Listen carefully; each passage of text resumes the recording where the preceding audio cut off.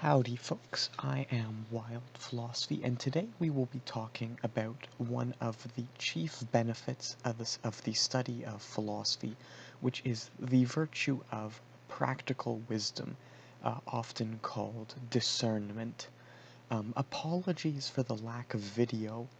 The last two took, well, something like 16 hours each to upload in spite of being 8 minutes, so we're going to try this one with the regular photo, and then we'll see what I do after that. I might start taking photos of like books in my house to cut down on the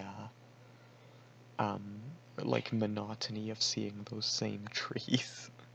But yeah, but be that as it may, today we are going, so one of the, as I mentioned in our video on the virtues needed to practice philosophy, what philosophy is very complex. What it's meant to do is equally complex. There are no answers to these, or there's no limit to the answers, and almost all of them are wrong. Or well, many of them are wrong, others are unanswerable, and on and on.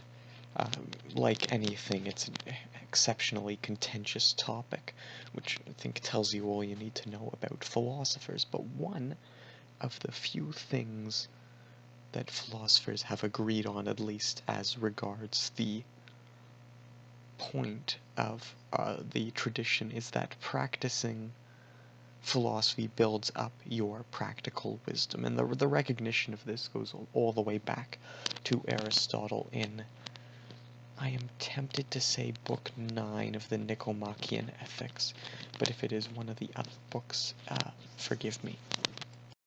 Now, unlike the rest of philosophy, what practical wisdom is actually relatively straightforward. It's first, it consists of what we might call two qualities: the quality of reading a situation and figuring out a plan of action, and then follow the wise man then follows through on the plan of action normally. And this quality of discernment, of reading the situation, is done through, it's not only done through what people like to call critical thinking, which is a very vague term, but it's done, and through use of logic, but it's done through, well, reading as it is, the variables. So this is why, incidentally, if you ever read any philosophy, you'll notice philosophers are amazing at distinctions, because a large part of figuring out at play is figuring out, well, what's what? What are the identities, the entities involved in the situation? Philosophers would make amazing detectives. I don't know why, like, all those detective stories, it's like, the flower shop murder mystery, the cookie shop murder mystery. Whatever happened to the metaphysician? I read the last thoughts of the dead. No, apologies. No, but a couple examples will suffice here. I'll be using Christianity, because Christianity is a very well developed philosophical system, and it lets me makes my examples more explicit than if I were using a less well developed philosophical system like utilitarianism. No, so excuse me. So the first thing you would do, or the first thing that would be done, is as I mentioned, you would apply critical thinking. In a situation, you would divide it in two categories. So say you run across the differing claims of God and Zeus versus angels versus man, you would divide them into their categories, where you would know, well, God is the supreme being, the uncaused cause, the creator, source and fountain of all existence, the only thing that exists, say, to borrow some fancy schmancy terminology, because we're pretentious like that in philosophy.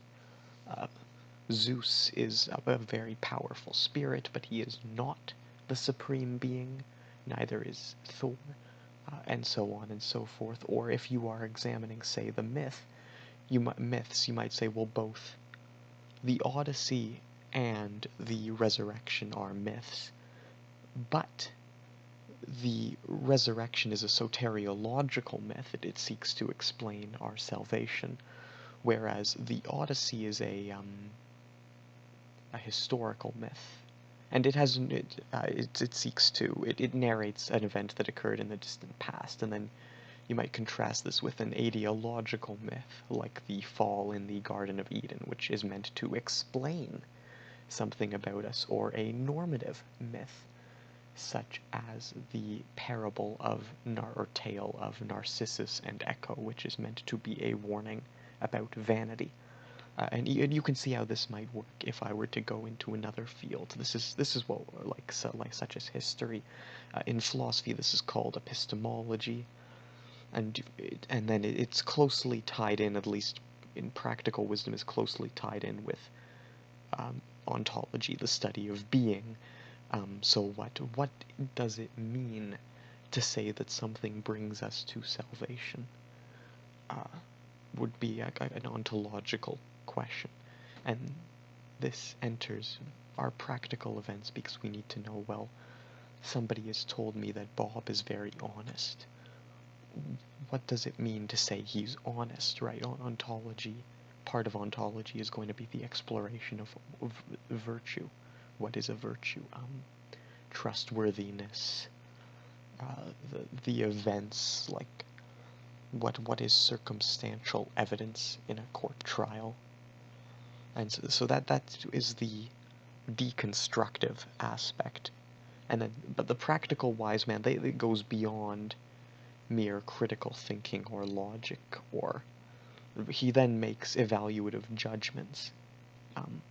So he says, well, okay, so I hold these values, I hold them because X.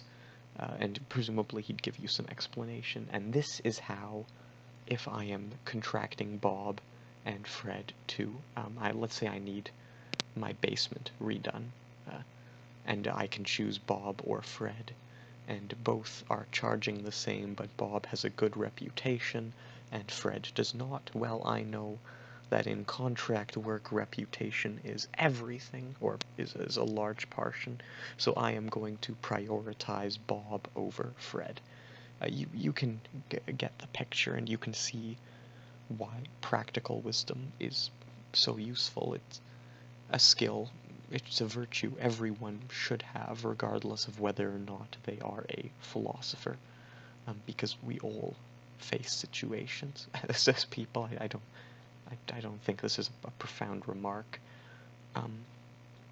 And also how philosophy is one of the best ways of acquiring it. Although interesting, so philosophers have a lot of professions have a bad tendency to aggrandize themselves at the expense of others, but it's especially bad in philosophy, where you have people like Plato trying to elevate philosophers to the status of king. Apologies. I have well, no, that's not the coof. It's not that coof. I just haven't drunk water for a little bit, and my tea isn't cool enough yet. But interestingly, there are other ways to acquire practical wisdom. Aristotle, for instance, recommends the study of geometry because the shapes in geometry are much more well defined than human nature. Human nature and virtue are notoriously elusive and indefinite concepts, right? Like such as honesty. I can present 8 different interpretations of honesty if I so chose, and no, that's no boast, or no mere boast. It is a boast, I suppose, but it's a justified one. Yeah, whereas to say I have one apple, I have one apple. Similarly, we've elevated science to the same level as math. In fact, a lot of science is less determinate than geometry, although certainly I think you can say the same about botany, zoology, like going out and looking at animals and observing their behavior is an excellent way to give you the sort of observation skills that are the character of all good, or is a character of the practically wise man.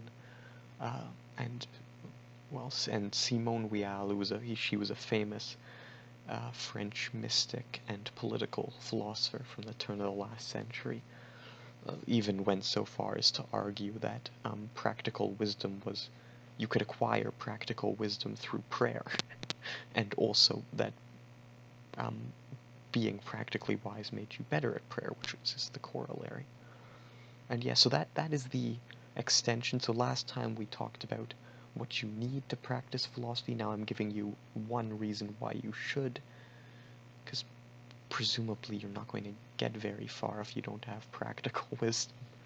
But I have been Wild Philosophy. It is a pleasure speaking with you, and may God keep you safe. Good day.